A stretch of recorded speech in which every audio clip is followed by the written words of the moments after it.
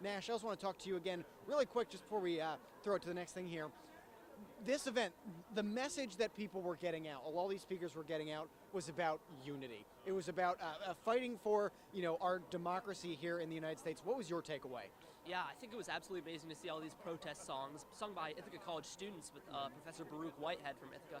And I really think that the message from the MC at the end of the event, which he said, now the work is yours to do. And I think that really resonated with the people here. And I think that that was a really important thing to have, especially this rally, as Anna Kellis told us earlier, is dedicated to hope and justice. And I think that spark was just alive with the crowd today. I was wondering, did you notice the same thing? Absolutely. Definitely felt that the energy here was high. People had signs. There was tables here where people could actually make their own signs. So it's a big outpouring from the community here coming together. Again, it's a cold day here in Ithaca. That didn't stop people from organizing.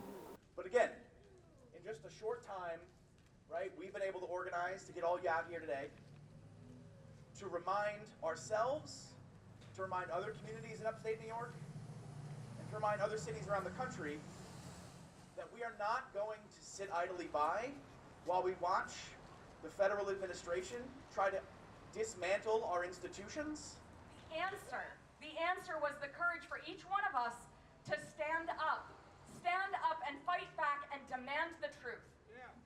And finally, so a little bit earlier, Minority Leader Jeffries talked about the Dems' response to the new administration, and he said, we can't swing at every pitch. I was just wondering if you can talk about the tensions within the Democratic Party at all, and some want a more aggressive approach, and some want to kind of find a common ground. I was wondering if you had a comment about that at all. I welcome it all. I mean, all of that is amazing. We can do what you can walk and chew gum at the same time. The people who want to do more conservative and think through it and do strategy, go for it. The people who need to actually take action now, I mean, right now, we've been here for 3 weeks and we've seen the how many attempts there has been to shut every single bit of government funding from the federal government going to any part of the United States. We've seen attacks on the LGBTQIA, we've seen attacks on healthcare, we've seen attacks on states, we've been attacks on sanctuary. There have been so many attacks, and I truly believe that this is an effort to just inundate so fast and so furious that with a tremendous amount of illegal, unlawful actions, that some of it will just get through and stick. In the last 2 weeks alone, Elon Musk has gotten his hands on seniors' Medicare payments. He tried to stop Meals on Wheels, shutter Head Start, and delete the Department of Education, and with it, public schools as we know them in this country. And we all know why, because he wants more giveaways for his big corporations and more tax breaks for himself and his billionaire buddies. So here's what we're going to do. We're going to fight it out in the courts. Already we've seen a judge block Musk from screwing around with our seniors' bank records. We're going to keep the pressure on and grind this to a halt. To seeing that. So I would say a couple of things, right? Our reaffirmation of being a sanctuary for migrants, undocumented Americans, people seeking reproductive care and gender-affirming care, what that is it's a statement of values, and it says that we're not going to serve as an adjunct of the federal government in enforcing their policies.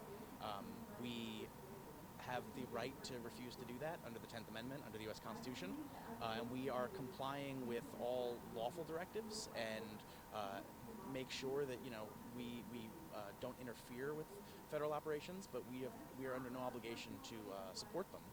And so I think the Attorney General's statements are a little bit misleading in that it is not our responsibility to do their jobs for them. And if this administration wants to prioritize,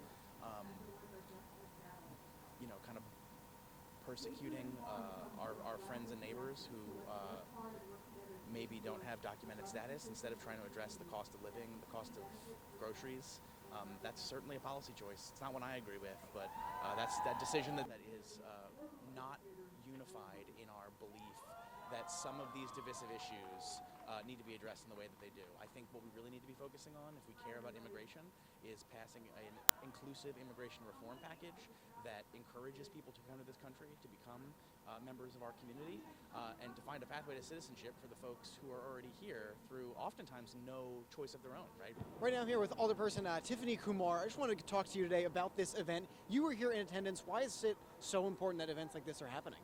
Yeah, I mean, I think that as legislators, as elected officials, we're kind of limited in our power. All we can do is choose to not comply with these federal orders that are coming, and already the Trump administration is cutting our funding.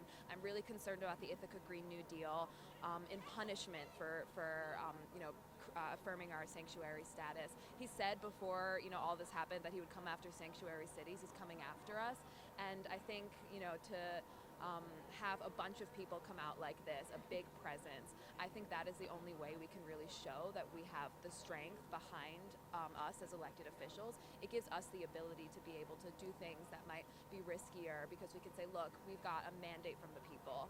And I think continuing to show up like this, not losing momentum, and pushing to really have a big presence is crucial. To show up and do something in any way that you can. Whether that's, donating, baking cookies and showing up to an event, feeding your neighbors, or coming out to a protest like this. Absolutely. I mean, look at how many hundreds of people showed up today.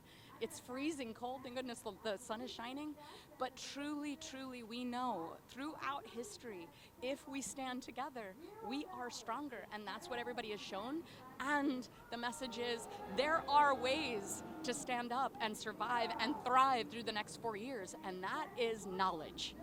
We need, we absolutely need to take time to play. We need to take time to be together. We need to take time for entertainment. But we have to remember right now that we need to take time to be very disciplined, to learn about law, to learn about the tax structure, to learn about politics, to be fully engaged civically, because that is power. Knowledge is power. We're totally capable of it. We need to do it together, and that actually will get us through. This is a democracy. It's still a democracy, and the people's voices matter. So we want to make sure people were energized and informed and ready to move ahead.